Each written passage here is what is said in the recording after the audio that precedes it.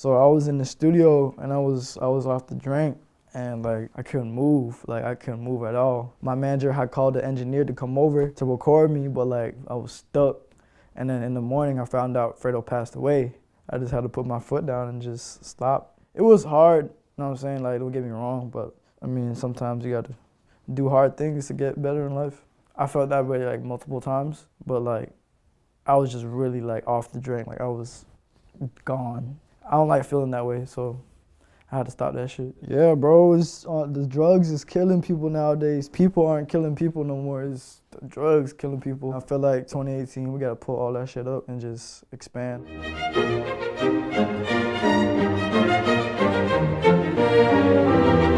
Basically, Members Only and Very Rare was a whole collective. It was just people in a group chat promoting X and Ski's music. We would have like meetings like every 1.5 weeks at like McDonald's, and everybody had a goal for the month. And everybody's goal was to send 20 different people this link to this SoundCloud link. It just grew. And then our shows would be crazy as fuck too. We would pull up deep as fuck.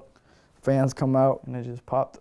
It was just out of love, you know what I'm saying? It was just everybody in the group were like, we're genuine. We just wanted to see them grow. And then at one point, they had told me to make music and shit. They was like, yo, you're Asian, bro. If you become an Asian rapper with face tattoos, you'll be fucking crazy. Everybody in the group started making music, and then from there, we just made Members Only Volume 1, 2, and 3. I wasn't on the first or second one. I was on the third one, though. Talk was like the main song that like really like blew me up. That shit go crazy. When I was in school, like, I had a bad time in school. And I had bad times out of school. I was like really more in the streets, like, you know what I'm saying, than I was in school. I usually skip school, go to my homeboy's house, sell weed and shit, you know what I'm saying, on the low so I could come up on some money and shit. I'm not saying like leave school and shit. I don't want to make it sound like that, but I don't know. I don't like nobody in my school besides like the friends that was there for me when I was getting like bullied and shit. When I was a little kid, I was a little ass kid. I was little as fuck. I didn't know how to fight. I was, you know what I'm saying, like, I wasn't really around that type of crowd, you know what I'm saying? I was lame. People would tease me for being lame. People would tease me for being Asian and shit. Like when I was a freshman in high school, at the end of the class, you would have to get up and tell everybody your name, what you wanted to be in the future. So it was my turn, and I had said I wanted to be an artist and a rapper, you know what I'm saying? And everybody started laughing and shit. That shit was crazy as fuck. I would have never thought that shit would happen to me. I got some securities in there that told me I wasn't gonna be shit in life.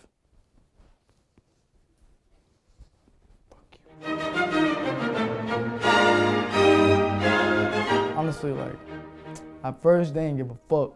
They was like, you lying, like, you're just making music. You're lying, you're not going to New York. And then X brought me out to perform on, I think it was in San Francisco. And from there, my mom seen the footage and she was like, oh shit, my son's actually really doing something with his life. And then, you know, money started coming in, she started to get happy. The best part of being a rap star is that like I could be able to take care of my family and make sure my family's straight. I don't give a fuck about anything else besides that. Like this fucking internet shit, like the clout, like I don't give a fuck about none of that shit. It's just fun to have because it comes with perks, you know what I'm saying? If you have clout, you have perks. Free weed, free clothes, free money.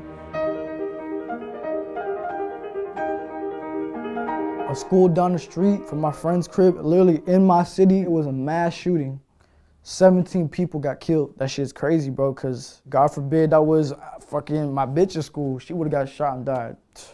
I would've been looking sick. It's a lot of weird people in Broward. Like, I fought with Broward, and that's my city and shit, because I'm from there, but it's hard to live in Broward. It's extreme wealth and there's extreme poverty in Broward. You know what I'm saying? There's one side where everybody's rich as fuck, all the white people eating good food. There's one side where it's just straight poverty. The buildings is fucked up. Wood boards on the windows and shit. Yeah, this shit's tough. Especially where I was like living at for the past 3 to 4 years. It's called Eastside Park. My close friend, I don't know if you ever heard the song, it's called R.I.P. Roach by X.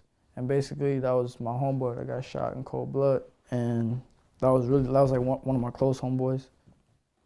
Like, on the verge of us coming up and shit, so I'm just grateful that I could be in this position. I know he up there looking at me proud and shit, so yeah.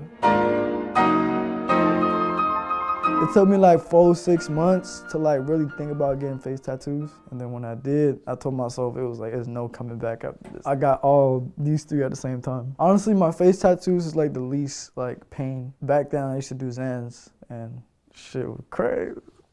Don't do Xanax unless you're gonna be a rapper. Jack Skellington, that was a big ass childhood memory movie. That shit's just really good. I ain't gonna lie, that bitch hurt though.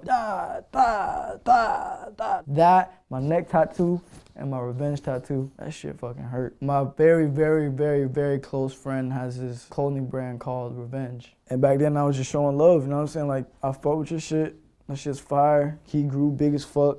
Everybody grew as artists. This is basically like a family now. Ski got the same tattoo on his face, but his shit like his shit like this.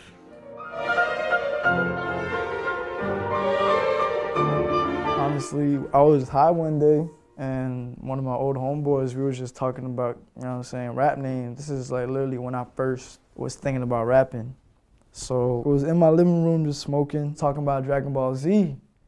And I was like, I ain't gonna lie, Kid Trunks is kind of lit. Like, he looked fresh as fuck. Got purple hair, and my friend was like, yo, your name is Kid Trunks. I was like, yeah, let's do it. At first, it wasn't really working, you know what I'm saying? Because people was like, yeah, who the fuck is Kid Trunks? Like, you're fucking lame.